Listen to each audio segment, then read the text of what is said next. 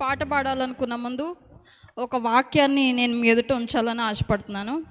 కీర్తనలు 22వ అధ్యాయం 3వ వచనం. కీర్తనలు 22వ అధ్యాయం 3వ వచనం. నీవు ఇశ్రాయేలు చేయి స్తోత్రముల మీద ఆసీనుడివై ఉన్నావు. నువ్వు ఇశ్రాయేలు చేయి స్తోత్రముల మీద ఆసీనుడై ఉన్నాడు. ఇశ్రాయేల్ ఎందుకు? అగాపే ప్రేయర్ ఫెలోషిప్ అని పెట్టుకుందామా? కాదు, అగాపే ప్రేయర్ ఫెలోషిప్ కూడా కాదు. నేను చేయి స్తోత్రం, నేను కూడా కాదు, షారోన్. ఇప్పుడు నా పేరు షారోన్, మీరు మీ పేర్లు చెప్పుకోండి. షారోను చేయి స్తోత్రముల మీద ఆసీనుడవై ఉన్నావు.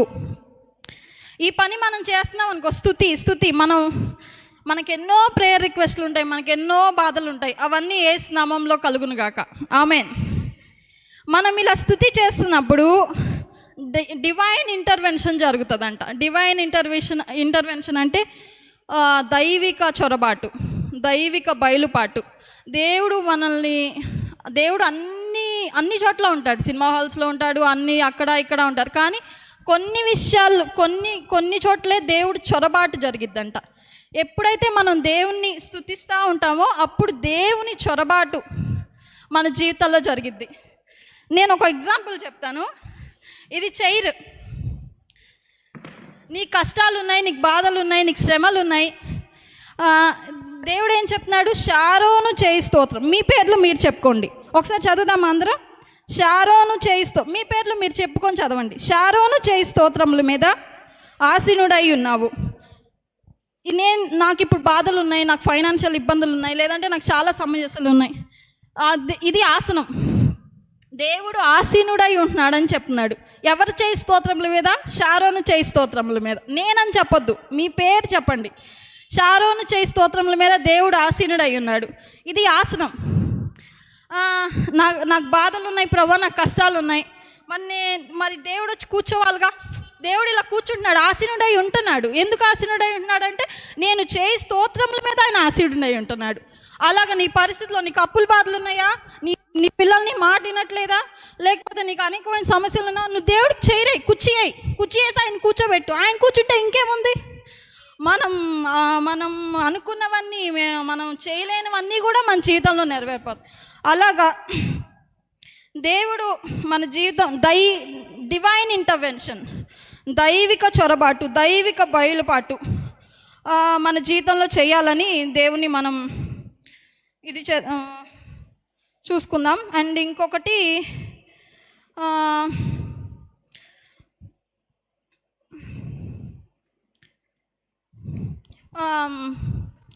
షడ్రకు మేషకు అబేద్నెగో జీవితంలో మనం ఏం చూస్తున్నాం అక్కడ? దేవుడు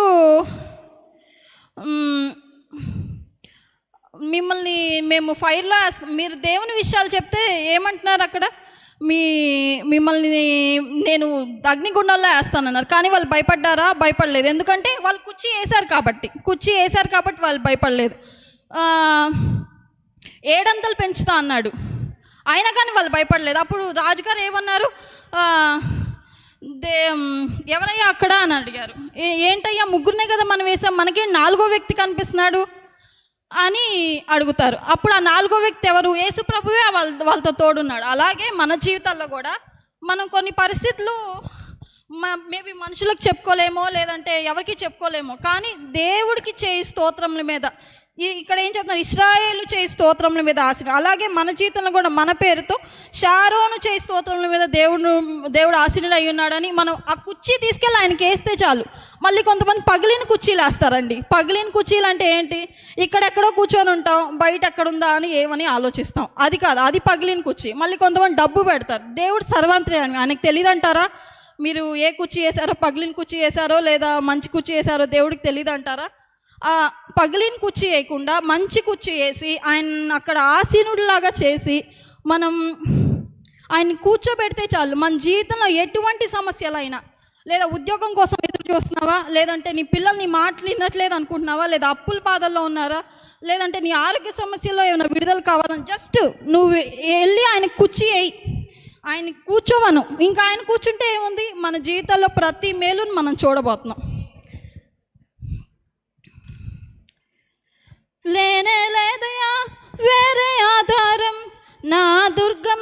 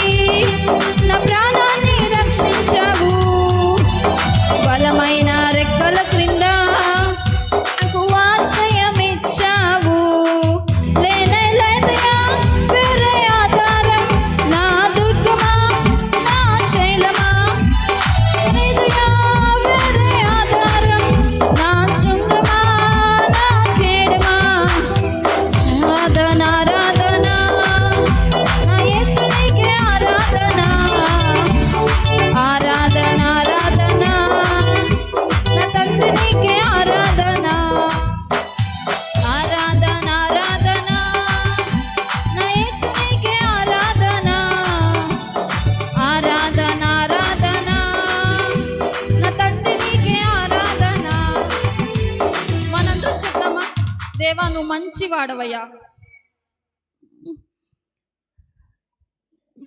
నీ పరిశుద్ధాత్మ కొరకై వందనాలయ్యా అని చెప్దామా మనందరం? దేవా నువ్వు మంచి వాడవయ్యా. నవ్వుతా చెప్దాం. ఎలా చెప్తామంటే మనం ఒక 3 వారాల తర్వాత అందరినీ పలకరిస్తున్నాము. ఎలా చెప్తాము? మనం నవ్వుతా చెప్తాం కదా. ఏంటి బాగున్నావా అని అట్లా సీరియస్గా అడిగితే ఏమనుకుంటారు జనాలు? ఏంటి కొంచెం మంచిగా పలకరిస్తే ఇప్పుడు ఏమైంది అని అనుకుంటారు కదా. అలాగే దేవా నువ్వు మంచి వాడవయ్యా చెప్దామా మనందరం? దేవా నువ్వు మంచి వాడవయ్యా, పరిశుద్ధాత్మ నీకు వందనాలయ్యా, నేను చేయి స్తోత్రముల మీద, అదే మీ పేర్లు చెప్పండి. షారోను చేయి స్తోత్రముల మీద ఆసీనుడై ఉన్నవాడా నీకు వందనాలయ్యా అని చెప్దామా? చెప్పండి. మనమేమి ఇప్పుడు పాత నిబంధనలో లేం కదా, కొండ చాటునో బండ చాటునో దాక్కోమనడానికి. మనం ఇప్పుడు నూతన నిబంధనలో ఉన్నాం. దేవుడు అంటున్నాడు నువ్వు ఎప్పుడు స్తుతి చెల్లిస్తావు అప్పుడు నా చొరబాటును మీ మీదకి పంపించాలి. మనం ఆయనలో, ఆయన మనలో ఆనందించాలని దేవుడు ప్రయత్నిస్తున్నాడు. కానీ మనం అది చేయట్లేదు. దేవునికి మనం స్తుతి చేయము. స్తుతి చేయకుండా దేవా నాకు అది కావాలి, ఇది కావాలి, ఇది చేయాలి, ఇది చేయాలి అని అలా అంటాం. అలా చేస్తే దేవుడు మనల్ని, మన ప్రార్థన ఆలకించాడు. ఫస్ట్ ఆయన స్తుతించాలి. ఇప్పటిదాకా మన జీవితంలో, మనం పుట్టిన దగ్గర నుంచి మన జీవితంలో మన ఎన్నో అద్భుతాలు, మన పిల్లల విషయంలో కానీ, చదువుల విషయంలో కానీ, ఆరోగ్యం విషయంలో కానీ ఎన్నో అద్భుతాలు దేవుడు మనకు చేశాడు. వాటన్నిటిని బట్టి ఫస్ట్ మనం స్తుతించాకే మనం ప్రార్థన చేయాలి. అలాగే మనం చేస్తున్నామా లేదా అని మనల్ని మనం పరీక్షించుకుందాం. అందరం చేతులు పైకెత్తి ఆకాశం వైపు మీ తలలు చూపించి జస్ట్ మీరేం ప్రార్థన చేయొద్దు, ఏం స్తుతించొద్దు. ఒక్కసారి మీరు జ్ఞాపకం చేసుకోండి మీ జీవితంలో, మీ కుటుంబ విషయాల్లో, మీ భర్త విషయంలో కానీ, మీ భార్య విషయంలో కానీ దేవుడు మీకు ఎన్ని అద్భుతాలు చేశారు. జస్ట్ జ్ఞాపకం చేసుకోండి అంతే. దేవుని స్తుతించొద్దు, దేవుడికి ప్రార్థన చేయొద్దు, ఏం చేయొద్దు. జస్ట్ ఒక్క నిమిషం మీకు టైం ఇస్తున్నాను. జస్ట్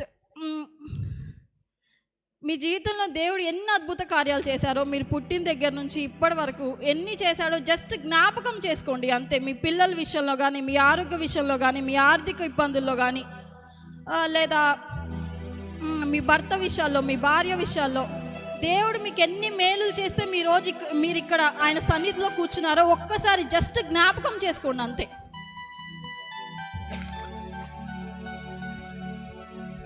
ఐదు రొట్లు 2 చేపలు కానీ 5,000 మంది పంచారు. మీ ఖర్చు ఎక్కువ ఉందేమో, కానీ మీ రాబడి తక్కువ ఉందేమో, అయినా పర్వాలేదు. దేవుడు 12 గంపలు మిగల్చబోతున్నాడు. నువ్వు విశ్వాసంతో దేవుణ్ణి మొరపెట్టు అంతే. Just think of your blessing. దేవుడా నువ్వు నాకు ఎన్ని జీవితంలో ఎన్ని మిరాకిల్స్ చేసావు, జస్ట్ ఒకసారి థింక్ చేసుకోండి అంతే.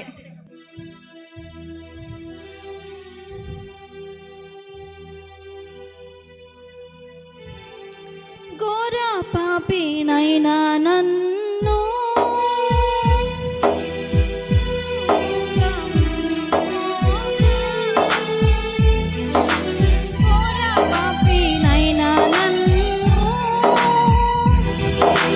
దూరంగా పారిపోగా నీ ప్రేమతో నన్ను క్షమించి నన్ను హత్తుకున్నావయ్యా. నీ ప్రేమతో నన్ను క్షమించి నన్ను హత్తుకున్నావయ్యా. ఎంత మంచి దేవుడవేసయ్యా, ఎంత మంచి దేవుడవేసయ్యా. చింతలన్నీ తీరేనయ్యా నిన్ను చేరగా, ఎంత మంచి దేవుడవేసయ్యా. చింతలన్నీ తీరేనయ్యా నిన్ను చేరగా, ఎంత మంచి దేవుడవేసయ్యా. ఎబినేసరే పాడదాం. ఎబినేసరే ఎంతవరకు ఆదుకున్నావు, ఇంతవరకు ఆదుకున్నావు. నా మనసుతో ప్రేమించేదన్, పూర్ణ బలముతో ఆరాధించన్, పూర్ణ మనసుతో ప్రేమించేదన్, పూర్ణ బలముతో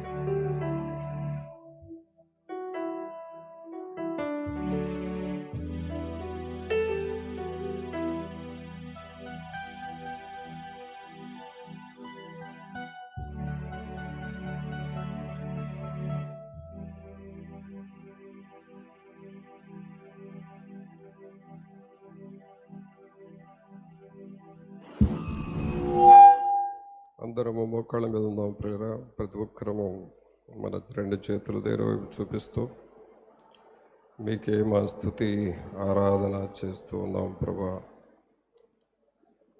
మీకే మా హృదయంలో స్తోత్ర బలులు మీకు చెల్లిస్తూ ఉన్నాము. నేను చేయు స్తోత్రముల మీద మీరు ఆసీనుడు అయి ఉన్న దేవుడవు. అందరం చెబుదాము, నేను చేయు స్తోత్రముల మీద నీవు ఆసీనుడు అయి ఉన్నావు అని చెబుదాము. అందరము చెబుదాము.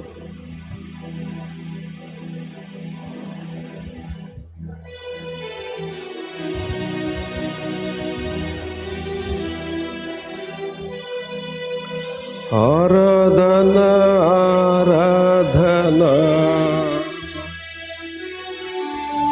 ఆరాధన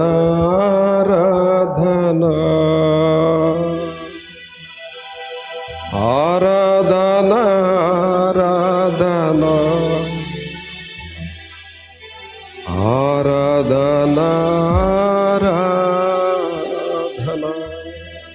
నా స్తోత్రముల మీద మీరు ఆసీనులు కండి ప్రభు. మీ సన్నిధిని మాతో ఉంచండి అని దేవుని వైపు మనము చూద్దాం. దేవుని జీవాత్మ నా మీదికి రమ్ము అని పరిశుద్ధాత్మను ఆహ్వానించుకుందాం. దేవుని జీవాత్మ మీదికి రమ్ము. దేవుని జీవాత్మ మీదికి రమ్ము. వేరాచు వంచు మాలాచు నింపు. దేవుని జీవాత్మ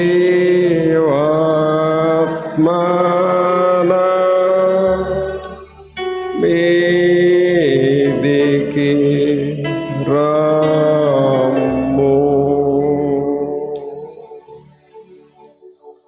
పరిశుద్ధుడైన మా ప్రభువా, మహోన్నతుడా, మా ప్రభు అయిన యేసు మహాగణుడా, మీకు వందనాలు చెల్లిస్తూ ఉన్నాము. మేము చేయు స్తోత్రముల మీద ఆసీనుడు అయిన దేవుడవు. మా స్తోత్రముల మీద మీరు ఆసీనులైనప్పుడు మా సకల అవసరతలు తీర్చే దేవుడు ప్రభువా, మీకు స్తోత్రాలు వందనాలు చెల్లిస్తూ ఉన్నాం. ఈ సమయంలో తండ్రి మీ పాదము దగ్గరికి వస్తూ ఉన్నాం. మీ వాక్యము ద్వారా మాతో మాట్లాడమని నజరేయుడైన యేసు నామమున అడిగి వేడుకుంటున్నాము తండ్రి. ఆమేన్. ప్రభునందు పిల్లరా, ఈ మధ్య మనం ఎక్కువగా దేవుని స్తుతించడం నేర్చుకోవాలి అని, అలాగే దేవునికి స్తోత్రాలు చెప్పాలి అని మనం తరచుగా ఆరాధన చేస్తూ ఉండాలి అని పరిశుద్ధాత్మ దేవుడు మనల్ని హెచ్చరిస్తూ ఉన్నాడు. ఇలాగ మనం హెచ్చరికలు తీసుకొని ఆయనను స్తుతించటము, ఆరాధన చేయటం ద్వారా మన ఆత్మీయ జీవితాలు ఒక స్థాయిలో నుండి మరొక హెచ్చైన స్థాయిలోనికి ఎదుగుతూ ఉంటాయి. ఆమేన్. చప్పట్లు కొట్టండి అందరూ. తర్వాత మనం ఒక మనిషిని చూసినప్పుడు సన్నబడ్డావేంటి అని అంటారు, లేదా లావయ్యవేంటి అని అంటారు. సన్నబడటం అంటే తగ్గేరని, లావయ్యారంటే ఎదిగేరు అని అర్థం. మనం చెల్లించే స్తోత్ర బలులు, స్తుతి, ఆరాధన మనలను దేవునిలో ఆత్మలో లావ్ అయ్యేటట్లుగా చేస్తుంది.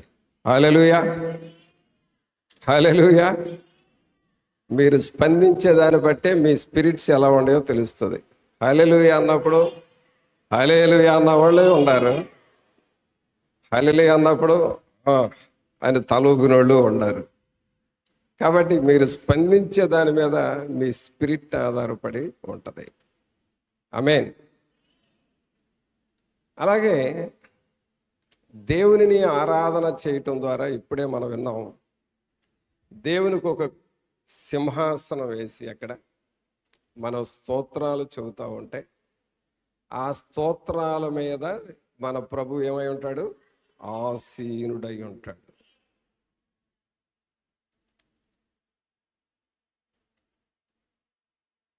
ఆయన ఆసీనుడై ఉంటాడు.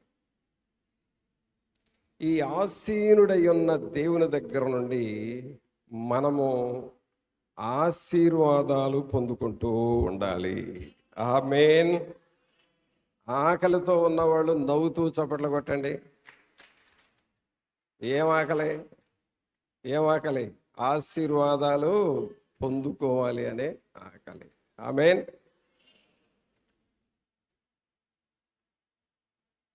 కృపా సత్య సంపూర్ణుడ స్తోత్రం, కృపతో పెంచిన శ్రీ స్తోత్రం, మా ప్రార్థనలను ఆలించువాడా, ప్రాణయాజకుడా స్తోత్రం, మా ప్రార్థనలను ఆలించువాడా, మా ప్రధాన యాజకుడా స్తోత్రం.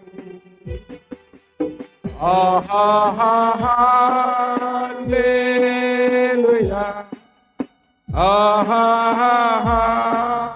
హల్లెలూయా, హల్లెలూయా. ఆమేన్. అందరూ చేతులెత్తి అనండి. హల్లెలూయా, హల్లెలూయా, హల్లెలూయా. ఆమేన్. ప్రియరా, స్తుతులు చెల్లించటము ద్వారా దేవునికి మనము సింహాసనం వేస్తున్నామని అర్థం. అయితే ఆ సింహాసనం మీద మన ప్రభు కూర్చున్నప్పుడు నీకు ఏది కావాలో అది అడుగుతా ఉండాలి. అయితే ఏదైనా అడిగేటప్పుడు గౌరవముగా అడగటము నేర్చుకోవాలి. ఆ గౌరవానికి గుర్తు ఏమిటంటే మన చేతులెత్తి దేవుని ఎదుట ప్రాధేయపడాలి. ఆమేన్. ఒకసారి అందరూ అనండి. చేతులు ఎత్తడం అంటే ఎలాగో చూపాను. రెండు చేతులు, నా చేతిలో ఒకటి మైక్రోఫోన్ ఉంది కదా, మీకు రెండు చేతులు ఎత్తండి. చేతులెత్తి ఏమనాలి? మాకు సహాయము చేయండి అని దేవుణ్ణి అడగాలి. ఆమేన్. ఎక్కడ కూర్చున్న దేవుణ్ణి అడగాలి? మన సింహాసనం మీద. ఆ సింహాసనం ఏంటి? మన స్తోత్రాలు, మన స్తుతులు, మన పాటలు, మన ఆరాధనలు, వీటన్నిటిపైన మన దేవుడు సింహాసనం మీద ఆసీనుడైతే ఆయన వైపు ఇప్పుడు మనం చేతులెత్తి, మరలా ఎత్తండి, ఆయన వైపు ఏం చేయాలి? మనం చేతులెత్తి దేవునిని ఆరాధన చేయాలి. ఆమేన్. ఈరోజు మీకు ఒక మంచి మెసేజ్ తీసుకొచ్చా. ఏంటి ఆ మెసేజ్ అంటే, చేతులెత్తి దేవునిని ఆరాధన చేస్తే మనకు ఎలాంటి ఆశీర్వాదాలు వస్తాయో చెబుతాను. అందుకని మెసేజ్ వినేటప్పుడు చేతులు ముడుచుకొని మాత్రం వినవద్దు. చేతులు ఎత్తండి అని అన్నప్పుడు ప్రతి ఒక్కళ్ళు, ఈ ప్రాంగణంలో ప్రతి ఒక్కళ్ళు చేతులెత్తి దేవుణ్ణి ఆరాధన చేయాలి. ఆమేన్. ఇది స్పిరిట్ లీడింగ్ ప్రియులరా. యాక్చువల్గా అమ్మాయి అలా చెబుతుందని నాకు తెలియదు, కానీ నా స్పిరిట్ ఇప్పుడు నన్ను ఏం చేస్తుందంటే, ఆయన స్తోత్రాసీనుడై ఉన్నప్పుడు ఆయన వైపు ఆశీర్వాదాలు పొందాలంటే చేతులెత్తి దేవునిని ఆరాధన చేయాలి అని ఇప్పుడు నా స్పిరిట్ లోపల నడిపింపు వస్తుంది. అందుకని మీకు ఒక వాక్యాన్ని చూపిస్తాను. దేవుని వాక్యం చూడండి, 134వ కీర్తన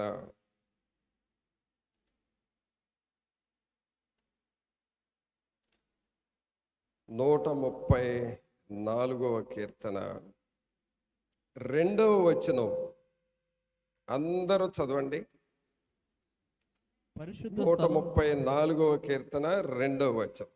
పరిశుద్ధ స్థలము వైపు మీ చేతులెత్తి యెహోవాను సన్నుతించుడి, సన్నుతించుడి, స్తుతించుడి, ఆరాధన చేయండి, కీర్తించండి, అన్నీ ఒకటే పదం. ఇప్పుడు చదవండి. పరిశుద్ధ స్థలము వైపు మీ చేతులెత్తి యెహోవాను సన్నుతించుడి. అందరం ఒక్కసారి చెబుదామా? అందరం చేతులెత్తి చెబుదాం. పరిశుద్ధ స్థలము వైపు మీ చేతులెత్తి యెహోవాను సన్నుతించుడి. ఆమేన్, ఆమేన్. చేతులు కూడా లేవట్లేదంటే ఆ నలటోడు నిన్ను పట్టుకున్నాడని అర్థం. అర్థమైందా? చేతులు గనక లేవలేదు అంటే ఆయన వైపు చేతులు ఎత్తబాకు అని అర్థం. కాబట్టి జాగ్రత్తగా ఉండండి. చేతులు ఎత్తటం అంటే ఏంటి అసలు? ఈ మధ్య మీకు తరచుగా చేతులెత్తి ప్రార్థన చేయండి, చేతులెత్తి దేవుని స్తుతించండి, అందరూ చేతులెత్తండి అనంటే కొంతమంది చేతులు ఎత్తుతారు, కొంతమంది మహానుభావులు, హలో, కొంతమంది మహానుభావులు నాకు మంచి చైర్ దొరికింది, నా చేతులు ఈ చెయ్యి మీద నుండి తీనన్నట్లుగా పెట్టి కూర్చుంటున్నారు. మీ అందరికీ థ్యాంక్స్. దేవుని సన్నిధిలో పిల్లరా, మనం చేతులెత్తి దేవుని ఆరాధన చేయటం అంటే ఏమిటో మనం విందాం. చేతులెత్తుట అంటే అర్థం ఏంటంటే దేవునిని బ్రతిమలాడుకుంటూ ఉన్నాము. నీకేది కావాలో, నీకేది కావాలో, ఏది అవసరమో అది నువ్వు దేవునితో చెబుతూ అయ్యా నీవు తప్ప ఎవరున్నారయ్యా నాకు, నువ్వు చేయకపోతే ఎలాగయ్యా, నువ్వు కాదన్నావే అనుకో నాతో, నేను ఎక్కడికి వెళ్ళమంటావు, ఎవరి దగ్గరికి వెళ్ళి చెప్పుకోగలను, అందుకని నన్ను కాదనవని తెలిసి నీ దగ్గరకు వచ్చి నా చేతులెత్తి జోడించి వందనాలు చెప్పుకుంటూ చెబుతున్నానయ్యా, నీవే నాకు సహాయం చేయాలి అని అడుగుట ద్వారా దేవుని సహాయమును పొందుతూ ఉంటావు. ఆమేన్. అర్థమైందండి?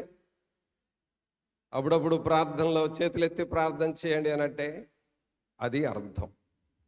రెండవది, నీవు చేతులెత్తినప్పుడు దేవుడు ఏం చేస్తాడు? మరలా ఈరోజు అంతా ఎక్సర్సైజే, ఈ మెసేజ్ అంతా ఎక్సర్సైజే. అందరు చేతులెత్తండి. ఇలాగ నువ్వు చేతులెత్తి నేను చెప్పేదాకా ఉంచండి, కాస్త నమ్మకస్తులుగా ఉండండి. ఇలాగ నువ్వు చేతులెత్తి దేవుని ఆరాధన చేస్తా ఉంటే నిజంగా ఒక ఫోటో తీయండి. అసలు ఎంత బ్యూటీగా ఉందో చూడండి సంఘం. ఇంత అసలు చేతులెత్తితేనే ఎంత అందంగా ఉంటే స్తుతిస్తుంటే ఎంత అందంగా మారుతామో మనం. ఆమేన్. చేతులెత్తి ప్రార్థన చేయటం ద్వారా నువ్వు చేతులెత్తితే దేవుడు ఏం చేస్తాడు? ఇప్పుడు బైబిల్ చూడాలి కాబట్టి చేతులు దించండి. దేవుడు ఏం చేస్తాడో చూడండి.